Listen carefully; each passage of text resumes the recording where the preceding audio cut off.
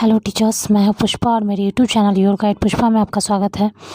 आज हम लोग प्रधान शिक्षक की तैयारी के क्रम में जो जीएस का पार्ट है, जीएस 75 मार्क्स का पार्ट है, उसमें इम्पॉर्टेंट एमसीक्यू 75 मार्क्स के क्वेश्चन के लिए हम लोग तैयार करने जा रहे हैं साइंस से। जीएस साइंस का 75 मार्क्स के लिए मोस्ट इम्पॉर्टेंट क्वेश्चन को एक जगह कलेक्शन किया गया, उसको हम लोग देख लेते हैं।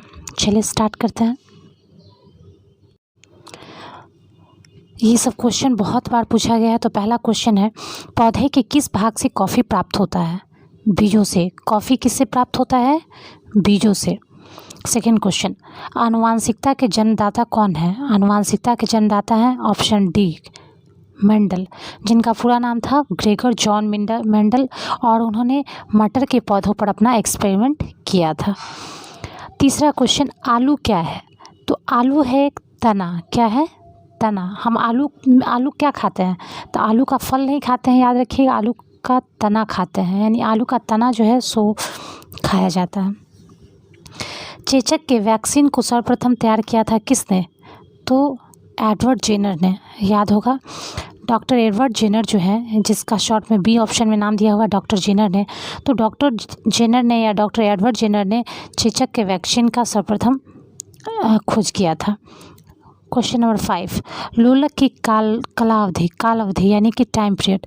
तो कोई भी जो लोलक होता है ना, तो लोलक कहने का मतलब कैसा है? इस टाइप का एक बॉब है ना, इस तरह का लटका हुआ है, जैसे घड़ी में पेंडुलम टाइप का। तो लोलक की जो कालावधि है वो किस पर निर्भर करती है? उसके लंबाई पर डिपेंड करती है। किस पे? लंबाई पे, है ना, एल पे। जो यहाँ पे शॉर्ट में फॉर्मूला देखे तो T बराबर 2π√L/G। तो लोलक की लंबाई किस पे निर्भर करती है? एल पे निर्भर करती है, लंबाई पे निर्भर करती है। तो इसका ऑप्शन क्या हो जाएगा? इसका ऑप्शन हो जाएगा बी। नेक्स्ट क्वेश्चन, चुंबकीय सुई किस तरफ संकेत करती है? तो चुंबकीय सुई संकेत करती है उत्तर दिशा की तरफ। चुंबकीय सुई किस तरफ संकेत करती है? उत्तर दिशा की तरफ। कमरे को, क्वेश्चन नंबर 7, कमरे को ठंडा किया जा सकता है। कमरे को ठंडा किया जा सकता है संपीड़ित गैस को छोड़ने से। संपीड़ित गैस को छोड़ने से कमरे को ठंडा किया जा सकता है। सूर्य ग्रहण कब होता है? तो सूर्य ग्रहण होता है जब चंद्रमा बीच में हो। किसके किसके बीच में? तो यहाँ पे इसको पिक्चर से ऐसे समझ लेते हैं, ये सूर्य है और यहाँ क्या हो गया? सूर्य और अर्थ है ना, सन और अर्थ के बीच में यदि चंद्रमा आ जाता है तो सूर्य ग्रहण लगता है ना। अब ये कैसे? तो सूर्य और पृथ्वी के बीच में जब चंद्रमा आ जाता है तो चंद्रमा का छाया सूर्य पर पड़ता है। तो चंद्रमा का छाया किस पे पड़ रहा है? सूर्य पे पड़ रहा है। तो वो भाग दिखाई नहीं देता, और जिसको हम लोग कहते हैं कि सूर्य ग्रहण लगा हुआ है ना। तो सूर्य ग्रहण कब लगता है? जब सूर्य और पृथ्वी के बीच में चंद्रमा आ जाता है तब। तो ऑप्शन नंबर ए सही होगा। नेक्स्ट क्वेश्चन नंबर 9, सबसे छोटा दिन कब होता है? तो 23 दिसंबर को सबसे छोटा दिन होता है। अब ये ध्यान रखने वाला बात है कि हम लोग यहाँ पे किसके बारे में बात कर रहे हैं। जब पोल का बात किया जाता है ना, तो नॉर्थ पोल, हम लोग रहते हैं उत्तर ध्रुव में, है ना। उत्तरी ध्रुव में, याद रखिएगा, उत्तरी ध्रुव में सबसे छोटा दिन कब होता है? 23 दिसंबर, है ना। जबकि यही नॉर्थ, यदि साउथ पोल में कहा जाए, दक्षिणी ध्रुव में कहा जाए, तो सबसे बड़ा दिन हो जाएगा। लेकिन हम लोग बात कर रहे हैं यहाँ पे अभी सिर्फ नॉर्थ पोल के बारे में, है ना। यानी उत्तरी ध्रुव पे सबसे छोटा दिन कब होता है? तो 23 दिसंबर को। 23 दिसंबर को सबसे छोटा दिन होता है। नेक्स्ट क्वेश्चन देखते हैं, हाइड्रोजन को जलाने से क्या बनता है? तो हाइड्रोजन को जलाने से, जलाया कब जाता है? तो जलाया जाता है किसी चीज़ को किसके सहयोग से? जलाया जाता है ऑक्सीजन के संयोग से, है ना। तो यहाँ पे इक्वेशन ऐसे लिखा जाए तो H2 + O2, अब इसको बैलेंसिंग यदि करते हैं तो 2H2 + O2 गिव्स 2H2, यानी कि हाइड्रोजन को यदि जलाया जाता है तो जलाने से, यानी कि ऑक्सीजन से रिएक्ट करने पर वो पानी बनाएगा। नेक्स्ट क्वेश्चन नंबर 11, तैरने के तालाब में तैरने से मनुष्य की त्वचा जल जाती है। हाँ, क्यों? क्योंकि क्लोरीनीकरण का प्रोसेस वहाँ पे किया जाता है सफाई के लिए, शुद्धिकरण के लिए, सफाई के लिए तैरने के तालाब में। तो वहाँ क्लोरीन यूज़ होता है और उसी क्लोरीन के कारण तैरने से मनुष्य की त्वचा जो है वो जल जाती है। क्वेश्चन नंबर 12, अम्ल वर्षा होती है, तो अम्ल वर्षा पेट्रोल से नहीं होती, कोयला जलाने से नहीं, लकड़ी से नहीं, तो क्या चीज़ से होती है? कारखानों से। क्यों? क्योंकि कल कारखानों से N2, NO2, सल्फ़र डाइऑक्साइड, तो इस तरह की गैसेस, सल्फ़र और नाइट्रिक, है ना, नाइट्रोजन और सल्फ़र से संबंधित ऑक्साइड्स निकलते। क्वेश्चन नंबर 13, जब एक पत्थर को चांद की सतह से पृथ्वी पर लाया जाता है तो क्या होगा? अब यहाँ पे संबंध जब भी पूछेगा तो द्रव्यमान और भार के बीच आपको पूछेगा। तो हम लोग जानते हैं भार बराबर होता है द्रव्यमान गुना गुरुत्वाकर्षण बल। तो यहाँ W बराबर m/g होता है। तो g हम लोग जानते हैं कि चंद्रमा पर क्या हो जाता है, तो W बराबर mg। अब जैसे किसी चीज़ को चांद की सतह पर से पृथ्वी, चांद की सतह पर गुरुत्व का मान 1/6 है, तो उसी तरह से यदि कोई पत्थर को चांद पर है और वहाँ के पत्थर को यदि पृथ्वी पर लाया जाए तो उसके द्रव्यमान में कोई परिवर्तन नहीं होगा, लेकिन हाँ उसका भार बदल जाएगा, है ना, भार बदल जाएगा, यानी कि भार लगभग 6 गुना हो जाएगा।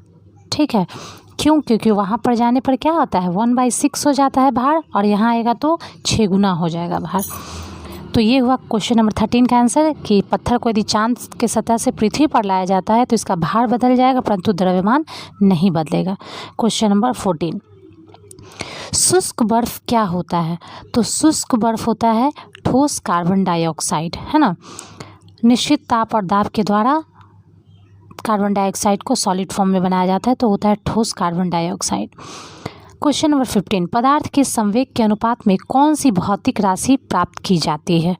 आप कह रहा है पदार्थ के संवेग के अनुपात से, तो संवेग के अनुपात से कौन सी भौतिक राशि प्राप्त की जाती है? तो राशि यहाँ पे कौन सा है? P इक्वल टू क्या होता है? mv, यहाँ दिया हुआ है P इक्वल टू mv। तो उससे कौन सी भौतिक राशि प्राप्त की जाती है? मास प्राप्त किया जाता है। वेलोसिटी आपको दिया हुआ है तो क्या मास ही ना प्राप्त होगा, तो द्रव्यमान प्राप्त की जाती है। 16, बल गुणनफल है किस चीज़ का? तो बल बराबर फोर्स बराबर क्या होता है? मास इंटू एक्सेलरेशन, है ना, दिया हुआ हम नोट किए हुए हैं F इक्वल टू m/a। तो बल बराबर क्या हो जाएगा? द्रव्यमान गुना त्वरण। 17 नंबर क्वेश्चन, 1 किलोमीटर दूरी का तात्पर्य क्या होता है? तो 1 किलोमीटर दूरी बराबर 1000 मीटर। सौर ऊर्जा निम्न में से किससे प्राप्त होती है? तो सौर ऊर्जा निश्चित है कि सूर्य से प्राप्त होगी। क्वेश्चन नंबर 19, ठोस कपूर से कपूर बनाने की प्रक्रिया को क्या कहते हैं?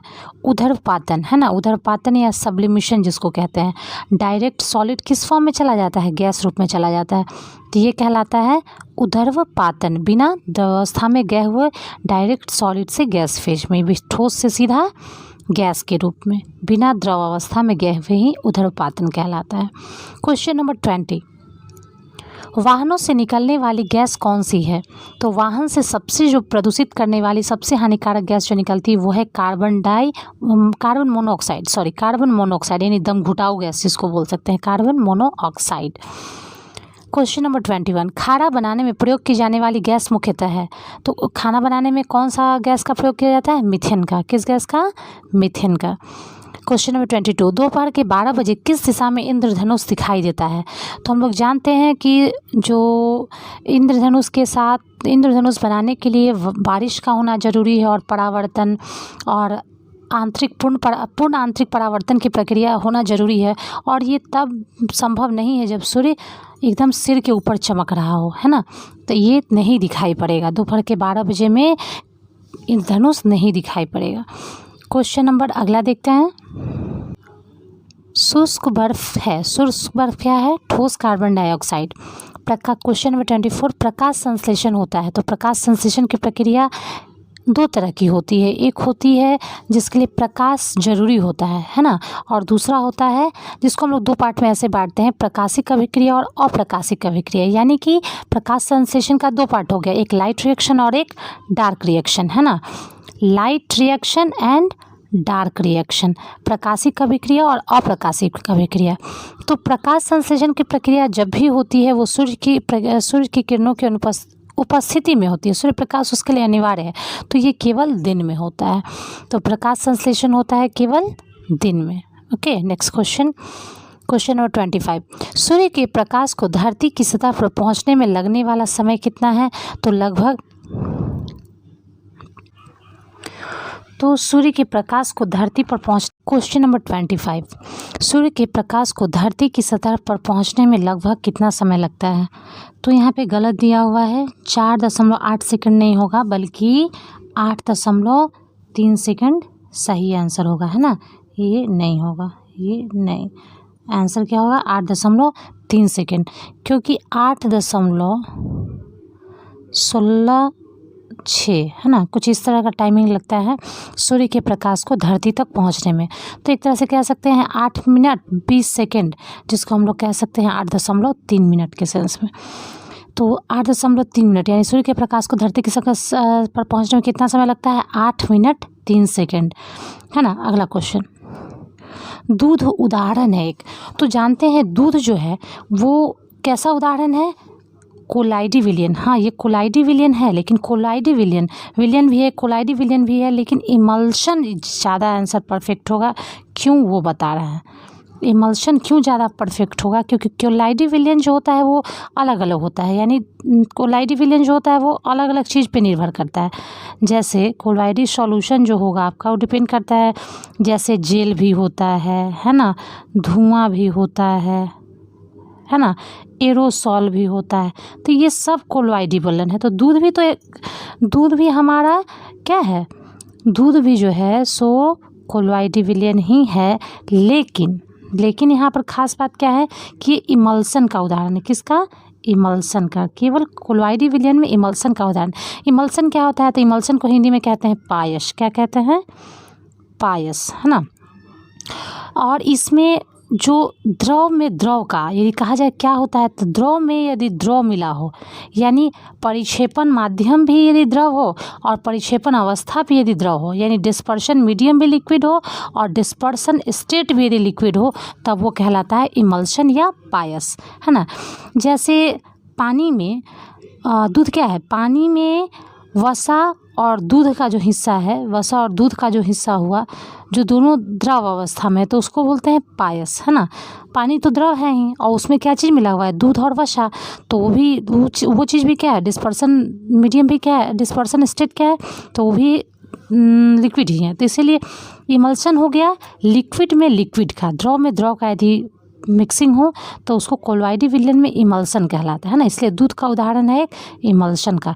यदि एग्जाम में ध्यान दीजिएगा, यदि इस तरह का क्वेश्चन है तो इसमें आपको ई ऑप्शन हो जाए, क्योंकि दूध कोलाइडी विलियन भी है और इमल्शन भी है, तो यहाँ पर ऑप्शन नंबर ई हो जाएगा। ठीक है, नेक्स्ट क्वेश्चन, 1 पिकोग्राम। 1 पिकोग्राम पहला वीडियो ही है जो हम लगभग इस फिजिक्स से रिलेटेड था कि ग्राम और डिस्टेंस के बारे में, जो कि कैसे मेज़र करते हैं उसको। तो 1 पिकोग्राम होता है 10⁻⁻12 ग्राम के। 1 पिकोग्राम कितना होता है? 10⁻⁻12 ग्राम के। नेक्स्ट क्वेश्चन, सौरमंडल का सबसे बड़ा ग्रह, हम लोग जानते हैं सौरमंडल का सबसे बड़ा ग्रह बृहस्पति है ना। 29 नंबर क्वेश्चन, परमाणु नाभिक के अवयव हैं। तो हम लोग जानते हैं कि नाभिक कहने का मतलब क्या हो गया? नाभिक ये रहा, कोई एटम है तो इसका नाभिक ये रहा और ये पूरा एटम है, तो ये नाभिक जो है ये नाभिक कहलाया। और इसमें क्या क्या चीज़ रहता है? न्यूट्रॉन प्लस प्रोटॉन, है ना, N+P रहता है। और वहीं इलेक्ट्रॉन क्या करता है? तो इलेक्ट्रॉन इसके बाहर घूमता रहता है ना, न्यूक्लियस के बाहर इलेक्ट्रॉन घूमता रहता है। तो ये चीज़ हो गया। अब अगला देखते हैं। तो यदि पूछा जाए कि परमाणु के नाभिक में क्या क्या है, तो क्या क्या है? N+P, है ना, न्यूट्रॉन प्लस प्रोटॉन। ओके, तो ऑप्शन सी प्रोटॉन और न्यूट्रॉन। 30 नंबर क्वेश्चन, निम्नलिखित में से कौन सा वैकल्पिक ऊर्जा का सबसे बड़ा भंडार है? तो वैकल्पिक ऊर्जा, है ना, वैकल्पिक ऊर्जा का सबसे बड़ा स्रोत तो सौर ऊर्जा है, जो कि नवीकरणीय भी, यानी फिर से निर्माण किया जा सकता है, बार बार निर्माण किया जा सकता है। 31 क्वेश्चन, निम्नलिखित में से सबसे भारी धातु है। तो सबसे भारी धातु है यूरेनियम। जितना एग्जाम्पल दिया है उसमें सबसे भारी है यूरेनियम। एटॉमिक मास इसका आप जानते हैं कि यूरेनियम 236 है ना। तो यूरेनियम जो है सबसे भारी धातु है। नेक्स्ट क्वेश्चन, जब हम बकरी या भेड़ का मांस खाते हैं तब हम कौन सा उपभोक्ता होते हैं? जब ये आहार श्रृंखला बताए हुए हैं चैप्टर में। तो आहार श्रृंखला में क्या बताया गया है कि बकरी या भेड़ या कोई भी ऐसा मांस खाने वाला जीव वो तृतीयक उपभोक्ता के क्रम में आता है। तृतीयक उपभोक्ता क्यों? क्योंकि सबसे पहले आता है उत्पादक, है ना, उत्पादक, और उत्पादक में कौन आता है? प्लांट आता है ना। उत्पादक में कौन आ गया? प्लांट। अब उसमें प्राइमरी कंज्यूमर, अब दूसरा आता है कौन? पहला हो गया प्रोड्यूसर यानी उत्पादक जो कि प्लांट है, उसमें भी आता है सेकंड स्टेप आता है कंज्यूमर का। और कंज्यूमर भी 3 तरह का होता है, एक होता है प्राइमरी, सेकेंडरी और टर्शियरी, यानी प्राथमिक, द्वितीयक और तृतीयक। तो जो डायरेक्ट यदि प्लांट पर डिपेंडेंट है तो उसको कहते हैं प्राथमिक उपभोक्ता। जैसे छोटा छोटा कीट हो गया, है ना, शैवालों पर जो शैवाल खाने वाले हो गए, पादप प्लवक, जंतु प्लवक, है ना, जू प्लैंकटन, फाइटो प्लैंकटन, तो ये सारे चीज़ जो हो गए वो प्राइमरी कंज्यूमर हो गए। सेकेंडरी कंज्यूमर होगा कौन? प्राइमरी कंज्यूमर जैसे जू प्लैंकटन वगैरह हो गया, छोटे छोटे कीट हो गए। और सेकेंडरी कंज्यूमर में हो गया जो कि प्राथमिक उपभोक्ता को यानी प्राइमरी कंज्यूमर को खाता है, यानी छोटे छोटे कीड़ों को खाने वाला कौन हो गया? मेंढक हो गया, है ना, सांप हो गया। तो इस तरह से वो द्वितीयक उपभोक्ता हो गया। और तृतीयक उपभोक्ता जो हो गया वो हो गया जैसे कुत्ता हो गया, मानव हो गया, क्योंकि वो प्लांट को डायरेक्ट भी खाता है और इनडायरेक्ट वे में भी खाता है। क्योंकि इनडायरेक्ट वे में ऐसे खाता है कि किसी यदि एनिमल को खा रहा है, एग्जाम्पल के तौर पे यदि बकरी को खा रहा है, भेड़ को खा रहा है, या फिर मुर्गा को खा रहा है, तो ये सब चीज़ क्या है? और मुर्गा का आहार, मुर्गा का आहार और अन्य एनिमल्स का आहार क्या चीज़ है? पौधा है। तो वो डायरेक्ट ना लेकर के मानव या कुत्ता इनडायरेक्ट वे में तो कंज्यूम किसको कर रहा है? पौधा को कर रहा है। तो ये टर्शियरी कंज्यूमर में आ जाता है, यानी तृतीयक उपभोक्ता में आ जाता है। तो इस तरह का क्वेश्चन आता है कि यदि हम बकरी या भेड़ का मांस खाते हैं तो हम किस श्रेणी के उपभोक्ता में आते हैं? तृतीयक श्रेणी के उपभोक्ता में आते हैं। क्वेश्चन नंबर नेक्स्ट देखते हैं। जीवन चक्र की दृष्टि से पौधे का सबसे महत्वपूर्ण भाग या महत्वपूर्ण अंग क्या होता है? तो हम लोग जानते हैं, यहाँ प्रश्न यदि सिर्फ पूछता है कि महत्वपूर्ण अंग कौन सा है तो चलो इट्स ओके कि पत्ती है, सारे अंग महत्वपूर्ण है। अपने आप में जड़ नहीं रहेगा तो पौधा को पानी, खनिज, लवण कहाँ से जाएगा? पत्ती नहीं रहेगी तो वो खाना कैसे बनाएगा? प्रकाश संश्लेषण की प्रक्रिया कैसे कर पाएगा? तना नहीं रहेगा। लेकिन प्रश्न में यही विशेष बात रहता है कि ध्यान देना पड़ता है कि किस संबंध में, किस दृष्टि से कोई प्रश्न पूछा जा रहा है। तो यहाँ दृष्टि पूछा गया है तो जीवन चक्र की दृष्टि से, है ना, उसको अपना जीवन या अपने प्रजनन करने की दृष्टि से, अपने जीवन चक्र को बढ़ाने की दृष्टि से पौधे का सबसे महत्वपूर्ण अंग हो जाता है उसका फूल यानी कि पुष्प, है ना। पुष्प जो है जीवन चक्र दृष्टि से पौधे का सबसे महत्वपूर्ण भाग है। क्वेश्चन नंबर 36 देखते हैं। सबसे लंबा जीवित वृक्ष कौन है? तो सबसे लंबा वृक्ष है सिकुआ, है ना, सिकुआ। क्वेश्चन नंबर 30, यहाँ पे कंफ्यूज नहीं होना है कि यूक्लिप्टस और देवदार, नहीं, सिकुआ। क्वेश्चन नंबर 35, डायनेमो जो होता है वो क्या चीज़ करता है? तो डायनेमो यांत्रिक ऊर्जा को वैद्युत ऊर्जा में बदलता है ना। डायनेमो क्या करता है? मैकेनिकल एनर्जी को इलेक्ट्रिकल एनर्जी में कन्वर्ट कर रहा है, यानी कि यांत्रिक ऊर्जा को वैद्युत ऊर्जा में बदल रहा है। नेक्स्ट क्वेश्चन नंबर 36, कमरे में रखा यदि रेफ्रिजरेटर यानी कि फ्रिज का दरवाज़ा खोल दिया जाए तो क्या होगा? ऐसा तो होगा नहीं कि कुछ डिग्री टेम्परेचर डाउन हो जाए रूम का, ये भी संभव नहीं है कि हम अपना खुद का या फिर रूम का जो टेम्परेचर है वो इक्वल टेम्परेचर हो जाए फ्रिज के टेम्परेचर का, ये भी संभव नहीं है ना। बल्कि उल्टा ये प्रोसेस हो जाएगा कि जो कमरे का जो टेम्परेचर है वो थोड़ा गर्म हो जाएगा, है ना। रेफ्रिजरेटर का दरवाज़ा खोल देते हैं तो, ठीक है। तो इस तरह का बेवकूफ़ी ना कीजिएगा, क्योंकि यदि आप रेफ्रिजरेटर, क्योंकि आगे आप यदि पढ़े होइएगा कार्नोट्स इंजन वगैरह के बारे में, थर्मोडायनेमिक्स आप यदि पढ़े हैं साइंस में तो इस चीज़ को क्लियरली समझ रहे होइएगा। और यदि साइंस के स्टूडेंट नहीं है तो थोड़ा इतना डिटेलिंग में जाने का जरूरत नहीं, सिर्फ इतना ध्यान रखें कि रेफ्रिजरेटर का दरवाज़ा यदि खोला जाता है तो कमरे को थोड़ा गर्म कर सकते हैं, है ना। क्वेश्चन नंबर 37, जल से बाहर निकाले जाने पर मछलियाँ मर जाती हैं, क्यों मर जाती हैं?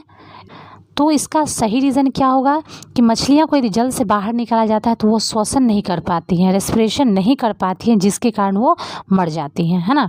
तो श्वास नहीं लेने के कारण मछलियाँ मर जाती हैं। 38 क्वेश्चन नंबर, संसार का सबसे बड़ा पुष्प कौन है?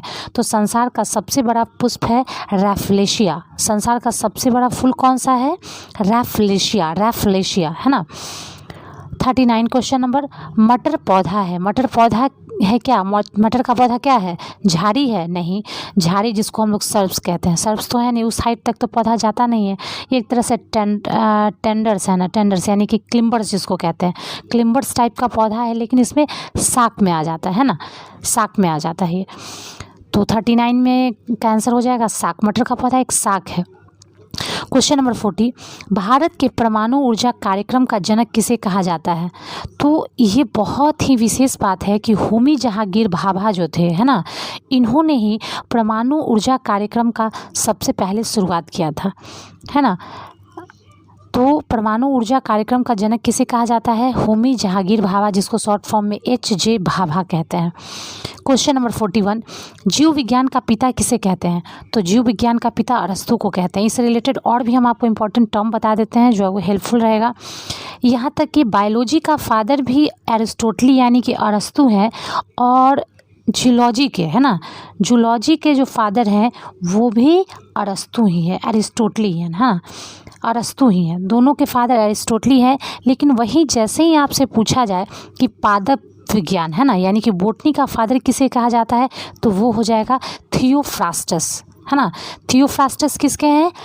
तो बोटनी के यानी पादप विज्ञान के। जंतु विज्ञान और जीव विज्ञान के फादर कौन है? तो ये हो जाएगा एरिस्टोटल यानी कि अरस्तु। नेक्स्ट क्वेश्चन देखते हैं, सबसे विशाल जीवित स्तनपायी कौन सा है? तो सबसे विशाल पूछ रहा है, और वो भी उसमें भी विशाल के साथ साथ स्तनपायी। स्तनपायी यानी कि मैमल्स का जो एक क्राइटेरिया होता है कि क्या क्या उसके साथ होना चाहिए, पिन्ना होना चाहिए, है ना, और वो ओविपेरस टाइप का भी हो सकता है, विविपेरस टाइप का भी हो सकता है। तो यहाँ पे सबसे जो विशाल जीवित स्तनपायी है वो हाथी नहीं है, ऊँट भी नहीं है, बल्कि नीला व्हेल यानी ब्लू व्हेल। तो सबसे विशाल जीवित स्तनपायी कौन है? Blue whale. नेक्स्ट, बर्फ पर चलते समय किसी को सरकने से बचने हेतु छोटी कदम से चलना पड़ता है, क्योंकि क्षुद्रतर कदम निश्चित करता है बृहत्तर प्रतिक्रिया बल। हम लोग जानते हैं कि घर्षण में हम लोग देखे हैं, घर्षण चैप्टर यानी फ्रिक्शन में, कि जितना आपका छोटा कदम रहेगा, क्योंकि छोटा कदम जो है वो निश्चित करता है कि जो रिस्पांस मिलेगा, जो रिएक्टिव आपका फोर्स लग रहा है वो आपका उतना लंबा होगा और वो आपको चलने में ज़्यादा हेल्पफुल रहेगा, है ना। तो क्षुद्रतर कदम, छोटा कदम, उतना ही बृहत्तर प्रतिक्रिया बल का लगाव होता है, प्रतिक्रिया बल। क्वेश्चन नंबर 44, यदि पृथ्वी परिक्रमण बंद कर देती है तो इसकी सतह पर का आभासी मान, यदि किसी कारणवश से, है ना, यदि किसी कारणवश से, यदि पृथ्वी में दो तरह का घूर्णन होता है, दो तरह से वो रिवॉल्व करती है। एक होता है कि खुद अपने ही एक्सिस पे, अपने ही अक्ष के चारों तरफ परितः घूमती है, और दूसरा होता है कि वो सन के चारों तरफ भी रिवॉल्व करती है। तो यदि पृथ्वी परिक्रमण बंद कर दे, है ना, अपने अक्ष पर यदि घूमना बंद कर देती है, तो उसका आभासी मान जो होगा, सतह पर जो आभासी मान होगा वो हर जगह बराबर होगा, है ना, चाहे वो ध्रुव हो या फिर आपका क्या चीज़, विषुवत रेखा पर जो केंद्र हो गया, सेंटर हो गया, केंद्र पर उतना ही रहेगा जितना कि उसके ध्रुव पर उसका मान रहेगा। विषुवत रेखा या ध्रुव पे भी उसका मान बराबर रहेगा। कब? जब पृथ्वी अपना परिक्रमण बंद कर देती है। तो पृथ्वी के बंद कर देने पर सतह का आभासी मान जो है सभी स्थानों पर एक सा रहेगा। क्वेश्चन नंबर 45, गोबर गैस में मुख्यतः क्या होता है? तो जानते हैं, सिंपल सा, बहुत मोस्टली रिपीटेड क्वेश्चन रहता है। गोबर गैस में मुख्यतः होता है मीथेन, CH4 जिसको बोलते हैं। क्वेश्चन नंबर 46, एक पंखे के नीचे बैठा हुआ आदमी ठंडा अनुभव करता है, यदि ताप मापक को पंखा के नीचे रखा जाए तो पाठ्यांक क्या होगा? स्वाभाविक तौर से यदि जनरल तौर पे पूछा जाता है तो ये बोलेगा कि हाँ, टेम्परेचर क्या है, बढ़ जाएगा, क्योंकि टेम्परेचर डाउन हो गया तभी तो हमको ठंडा महसूस हो रहा है फैन की। नहीं, लेकिन साइंटिफिकली यहाँ पर भी जो है वो थर्मामीटर आपका क्या करेगा, सेम वही टेम्परेचर मेज़र करेगा जो कि सामान्य वातावरण का तापमान है, उसमें कोई अंतर नहीं रहेगा, यह केवल सामान्य तापक्रम को ही दर्शाएगा। क्वेश्चन नंबर 47, जब किसी पिंड पर कोई स्थिर बल का प्रयोग किया जाता है, जब किसी पिंड पर कोई स्थिर बल का प्रयोग किया जाता है तो यह एक समान से चलेगा। तो एक समान से क्या, गति से चलेगा, वेग से चलेगा, संवेग से चलेगा? नहीं, त्वरण से चलेगा, एक समान त्वरण से। यदि किसी पिंड पर कोई स्थिर बल का प्रयोग किया जाता है, अब बल का प्रयोग किया जाता है, यदि बल का प्रयोग किया जाए तो बल आपको क्या क्रिएट करता है? हम लोग जानते हैं कि force is directly proportional to acceleration, है ना। फोर्स जो होता है सीधा अनुक्रमानुपाती होता है किसके, एक्सेलरेशन के, और वही उसी के फॉर्म में कांस्टेंट फॉर्म में आता है उस बॉडी का मास, जिसको हम लोग बोलते हैं F equal to M into A. तो कोई भी यदि किसी पिंड पर कोई स्थिर बल का जो प्रयोग किया जाता है तो ये एक समान त्वरण से चलता है, एक समान एक्सेलरेशन से चलेगा। तो आंसर सी। क्वेश्चन नंबर 48 देखते हैं। प्रकाश की गति न्यूनतम होगी, प्रकाश की गति न्यूनतम कब होगी, जब वह गुजरती है। अब ये चीज़ जो होता है अपवर्तनांक, यानी जिसको हम लोग बोलते हैं रिफ्रैक्टिव इंडेक्स, है ना। रिफ्रैक्टिव इंडेक्स जिसका अधिक होगा ना, प्रकाश उसमें सबसे कम गति करेगी, न्यूनतम गति करेगी। जैसे कि कांच से, है ना, तो जो प्रकाश की गति न्यूनतम किस में होगी, कांच से होकर। प्रकाश जो है, प्रकाश का स्पीड कांच से होकर सबसे न्यूनतम होगा और उसका रिफ्रैक्टिव इंडेक्स ज़्यादा होता है ना, इसीलिए। तो प्रकाश की गति न्यूनतम होगी किस में, जल से होकर, निर्वात से होकर, वायु से होकर या कांच से होकर, बिल्कुल कांच से होकर। देखते हैं चलिए क्वेश्चन नंबर 49। पदार्थ का लघुत्तम अंश, तो पदार्थ का लघुत्तम अंश क्या होता है। तो ये चीज़ अभी तक या जनरली रिपीटेड रहता है कि पदार्थ जो है वो क्या चीज़ से बना हुआ है, तो भाई परमाणु से बना हुआ है। परमाणु में क्या है, तो परमाणु में इलेक्ट्रॉन, प्रोटॉन, न्यूट्रॉन है। फिर उसके अंदर जाते हैं तो देखते हैं कि उसके अंदर इलेक्ट्रॉन, प्रोटॉन में क्या है, तो उसमें पॉजिट्रॉनो, न्यूट्रिनो, मतलब बहुत स्मॉल अमाउंट में। और जो सबसे छोटा इकाई जो होता है ना, सबसे लघुत्तम इकाई, उसको हम लोग बोलते हैं क्वार्क। क्या होता है, क्वार्क। पदार्थ का लघुत्तम अंश क्या होता है, क्वार्क। क्वेश्चन नंबर 50 देखते हैं। कौन सा ग्रह सूर्य का 88 दिनों में एक चक्कर पूरा करता है। तो जैसा जान रहे हैं कि सूर्य के सबसे नज़दीक का ग्रह है बुध, और उसका परिक्रमण काल भी ये सब इलिप्टिकल वे में, है ना, जिसको हम लोग कहते हैं दीर्घ वृत्तीय पथ पे ये सब परिक्रमा करता है। तो इलिप्टिकल जब वे को ऑक्यूपाई करता है तो यहाँ पे सबसे नज़दीक में हमारा बुध है, और बुध जो है सबसे कम दिन, कितना, 88 दिनों में सूर्य का परिक्रमा चक्कर पूरा कर लेता है। Question number 51। किसी वस्तु में जड़त्व का गुण उसके किसके कारण होता है। तो जड़त्व, न्यूटन्स का फर्स्ट लॉ ऑफ मोशन जो देखते हैं उसमें क्या कहता है कि इनर्शिया जब भी किसी वस्तु में आता है उसके मास के कारण आता है, द्रव्यमान के कारण आता है ना। जड़त्व का जो गुण है वो उसके द्रव्यमान के कारण आता है, तो option C. Question number 52। Archimedes नामक प्रसिद्ध वैज्ञानिक ने कौन सा नियम प्रतिपादित किया था। तो यहाँ देखते हैं क्या है, उत्प्लावन का बल, जिसको बायोंसी फोर्स कहते हैं ना, लॉ ऑफ बायोंसी, जिसके कारण कोई वस्तु जितना पानी को प्रतिस्थापित करता है उतना ही वो तैर पाता है। तो जल का उत्प्लावन का नियम आर्किमिडीज के द्वारा दिया गया था, और उन्होंने ही जल का उत्प्लावन संबंधी नियम दिया था, आर्किमिडीज का। Question number 53। जीव और निर्जीव के बीच की कड़ी क्या है। तो जीव और निर्जीव के बीच की कड़ी आ जाती है वायरस, है ना, कि उसको सजीव में रखा जाए, कभी वो रिएक्ट करता है, यदि मिट्टी में है तो रिएक्ट करता है जैसे कि ये ऐसा बिहेव कर रहा है जैसे कि वो नॉन लिविंग है। लेकिन जैसे ही फिर किसी ह्यूमन के बॉडी में या किसी भी लिविंग ऑब्जेक्ट में जाता है तो उसका ही मटेरियल लेकर के और प्रोडक्शन शुरू कर देता है, अपनी संख्या को बढ़ाना शुरू कर देता है, जिसके कारण लिविंग टाइप बिहेव करता है। तो वायरस जो होता है जीव और निर्जीव के बीच की कड़ी होती है। नेक्स्ट क्वेश्चन देखते हैं कि पोलियो किसके द्वारा होता है। तो पोलियो, हम लोग सिंपल सा बात है, वायरस विषाणु के द्वारा होता है। Answer D. लोहे 55 नंबर क्वेश्चन। लोहे में जंग लगती है, लोहे में जंग लगती है किसके कारण से, पानी के कारण से ना, ऑक्सीजन से नहीं। तो एक प्रोसेस तो ऑक्सीडेशन का प्रोसेस होता है, तो पानी और ऑक्सीजन से। यदि ऑप्शन देता है पानी और ऑक्सीजन से तो सी लगाएंगे, लेकिन हाँ ध्यान रखना है कि अब चूँकि ऑप्शन ई भी रहता है तो इस तरह से यदि केस में दे कि ए पानी, बी ऑक्सीजन, सी पानी और ऑक्सीजन से, तो आपको ऑप्शन ई लगाना होगा, इनमें से अधिक वाला, है ना। क्वेश्चन नंबर 56 देखते हैं। कुकिंग गैस निम्नलिखित का मिश्रण होता है। तो खाना बनाने वाला गैस हमारा मिक्सचर होता है ब्यूटेन और प्रोपेन का। ब्यूटेन और प्रोपेन आपको याद होगा, ब्यूटेन का फॉर्मूला क्या था, C3H8, और ब्यूटेन का फॉर्मूला क्या होता है, C4H10, है ना। C4H10 ब्यूटेन एंड C3H8 हो गया हमारा प्रोपेन। और उसमें भी ब्यूटेन में नॉर्मल और आइसोब्यूटेन दोनों का यूज़ करते हैं, ओके, कुकिंग गैस के लिए, जिसको हम लोग सिंपल LPG, लिक्विड द्रवित पेट्रोलियम गैस कहा जाता है ना। अगला नेक्स्ट 57। वायु में ध्वनि का वेग क्या होता है। तो वायु में ध्वनि का वेग तापमान के घटने से घटता है। यदि टेम्परेचर घट रहा है, इन्वायरमेंट का टेम्परेचर घट रहा है, तो उसका वेग भी घट जाएगा।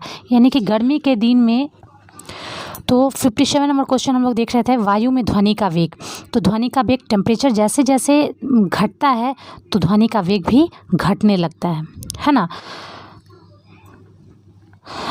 ठंड के दिनों में ऐसे लगता है कि बहुत तेज़ आवाज़ सुनाई दे रहा है, लेकिन नहीं, ठंड के दिनों में वो दूसरा फैक्टर होता है, तापमान, टेम्परेचर यदि डाउन हो जाता है तो जो स्पीड है साउंड का वो कम हो जाता है। क्वेश्चन नंबर 58, निम्नलिखित में से कौन सी गैस उच्चतम ऊष्मीयमान रखती है? तो उच्चतम ऊष्मीयमान रखती है भाप अंगार गैस, जिसको हम लोग वायु अंगार गैस कहते हैं, है ना।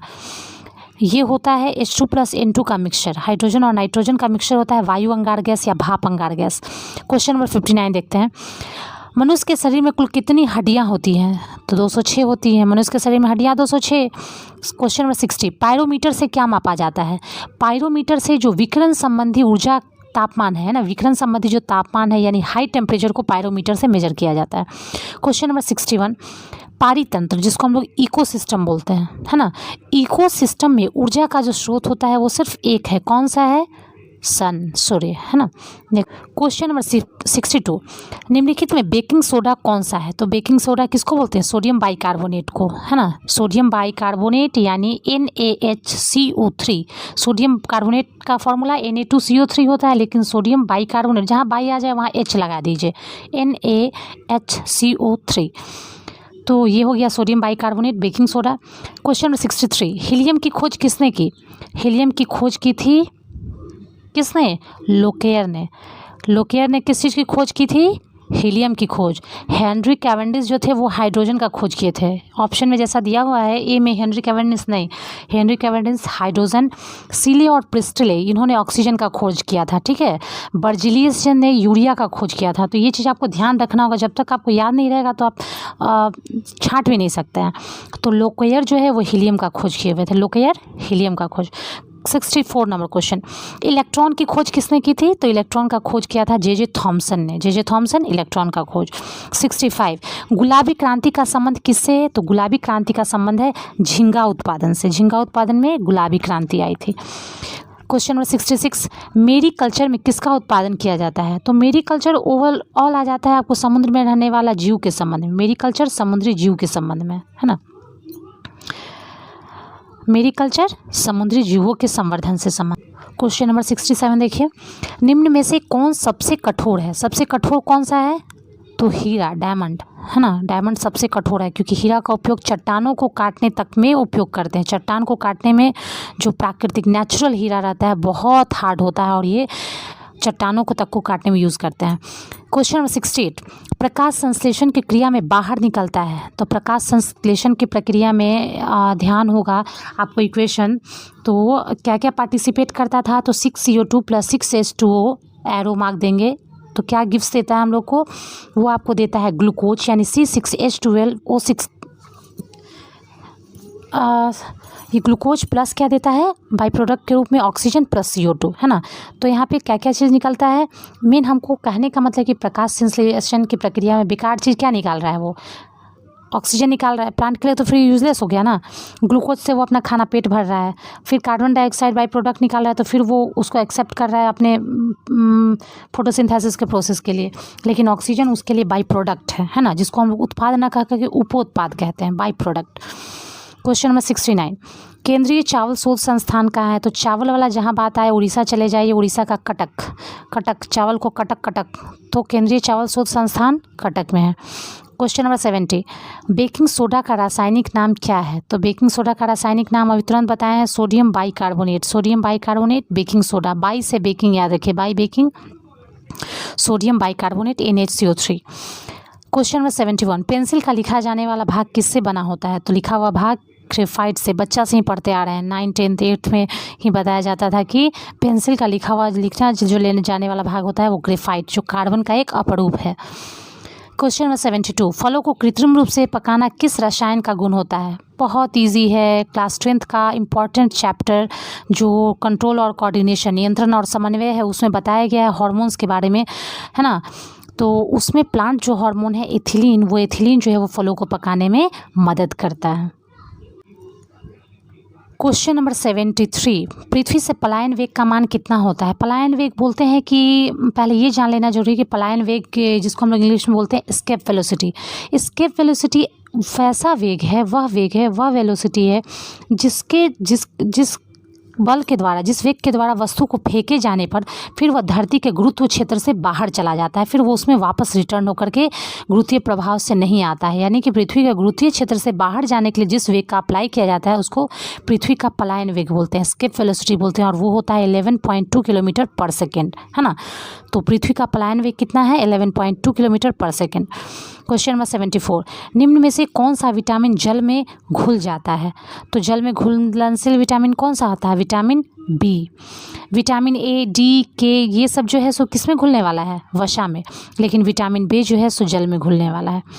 75 क्वेश्चन, रॉकेट को उड़ाने में कौन सा ईंधन इस्तेमाल होता है? तो हम लोग उसको बोलते हैं प्रणोदक, हिंदी में ऐसे बोलते हैं रॉकेट को प्रणोदक या तरल हाइड्रोजन, लिक्विड हाइड्रोजन का यूज़ करते हैं रॉकेट को उड़ाने में।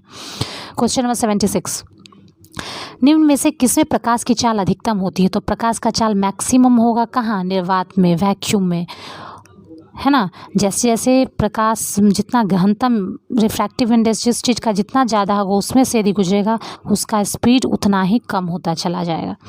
क्वेश्चन नंबर 77, समुद्री घोड़ा किसका उदाहरण है? तो नाम से तो ऐसे लग रहा है घोड़ा है, लेकिन ये समुद्री घोड़ा वर्ड यूज़ किया गया है और ये पाइसेस वर्ग का है ना, पाइसेस यानी मत्स्य वर्ग का। नेक्स्ट क्वेश्चन 78 क्वेश्चन है, पृथ्वी से हम चंद्रमा के कितने प्रतिशत भाग को देख सकते हैं?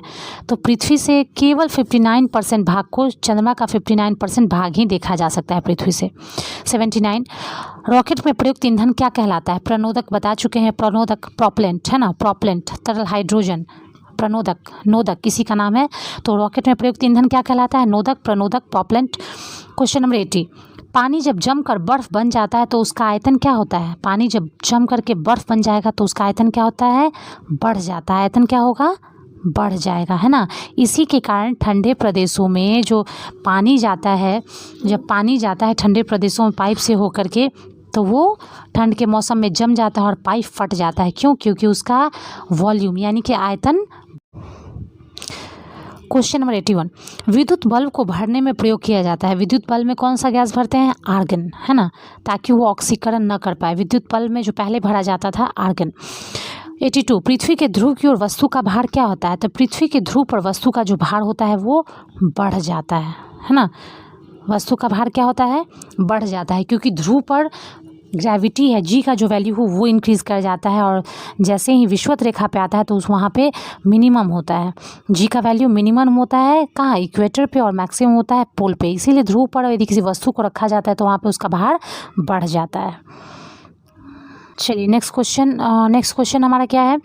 दूध से क्रीम कौन से बल के कारण अलग होता है? तो ये हमारा सर्कुलर मोशन यानी वृत्तीय गति से संबंधित प्रश्न है, और ये भी हम पढ़ा चुके हैं। सेंट्रीफ्यूगल फोर्स एक लगता है जब सेंटर में कोई चीज़ ऑब्जेक्ट मूव कर रहा है तो उसके सेंटर की तरफ जो फोर्स लगता है उसको सेंट्रीपिटल फोर्स कहते हैं, और उसके अपोजिट में जब उसके परिधि की तरफ, है ना, परिधि की तरफ जब बल लगता है तो उसको हम सेंट्रीफ्यूगल फोर्स कहते हैं। और दूध से जब क्रीम निकाला जाता है तो इसी सेंट्रीफ्यूगल फोर्स के कारण निकलता है। वॉशिंग मशीन में जो कपड़ा धोते हैं तो वो भी सेंट्रीफ्यूगल फोर्स पे बेस्ड रहता है। क्वेश्चन नंबर 84, डूबते सूरज का रंग लाल होता है किसके कारण? प्रकीर्णन से। डूबते सूरज का रंग लाल होता है क्यों? प्रकीर्णन के कारण, स्कैटरिंग से। क्वेश्चन नंबर 85, यांत्रिक ऊर्जा से विद्युत ऊर्जा में परिवर्तन करने वाला यंत्र क्या कहलाता है? रिपीटेड क्वेश्चन है, एक बार और पूछा जा चुका है लेकिन वे दूसरा था। डायनेमो। डायनेमो क्या करता है? यांत्रिक ऊर्जा को विद्युत ऊर्जा में परिवर्तित करता है। क्वेश्चन नंबर 86, कांच क्या है? तो कांच है अतिशीतित द्रव। ये आप लोग यदि पढ़े होइएगा तो 11th का पहला चैप्टर ही आता है साइंस में, केमिस्ट्री में, एमॉर्फस सॉलिड स्टेट, है ना, सॉलिड स्टेट। तो ये है सुपर कूल्ड लिक्विड। कांच क्या है? तो सुपर कूल्ड लिक्विड, अतिशीतित द्रव है ना। तो अतिशीतित द्रव क्या है? कांच है। पेंडुलम, क्वेश्चन नंबर 87, पेंडुलम घड़ी किस ऋतु में अक्सर तेजी से चलती है? शीत ऋतु में। पेंडुलम घड़ी किस ऋतु में अक्सर तेजी से चलती है? शीत ऋतु में। ठंडी में अधिकतर तेजी से चल जाती है, क्योंकि हम लोग पढ़े हैं ना कि T=2π√L/G, काल अवधि जो होता है लोलक का डिपेंड करता है। तो L जो होता है गर्मी में बढ़ जाता है, जिससे समय अवधि बढ़ जाती है ना। तेजी से कब चलता है? तेजी से लगता है चलता हुआ महसूस होता है शीत ऋतु में। पेंडुलम घड़ी किस ऋतु में अक्सर तेजी से चलती है? शीत ऋतु में। क्वेश्चन नंबर 88, रंगीन टेलीविज़न में किस रंग का प्रयोग नहीं होता है? तो काले रंग का। रंगीन टेलीविज़न, कलरफुल टेलीविज़न में ब्लैक कलर का यूज़ नहीं होता है ना। क्वेश्चन नंबर 89, प्रकाश वर्ग किसका इकाई है? प्रकाश वर्ग इकाई है दूरी का। प्रकाश वर्ग किसका इकाई है? दूरी का। क्वेश्चन नंबर 90, मानव शरीर का सामान्य तापमान क्या होता है? 37 डिग्री सेल्सियस। 100 डिग्री सेल्सियस मत बोलिएगा, है ना। 100 डिग्री सेल्सियस पे पानी खौलने लगता है। मानव शरीर का सामान्य तापमान क्या होता है? 37 डिग्री सेल्सियस, है ना। और यदि फ़ारेनहाइट में पूछा जाए तो 98.4 डिग्री फ़ारेनहाइट, है ना। तो याद रखिएगा, मानव शरीर का सामान्य तापमान 37 डिग्री सेल्सियस होता है। निम्नलिखित में से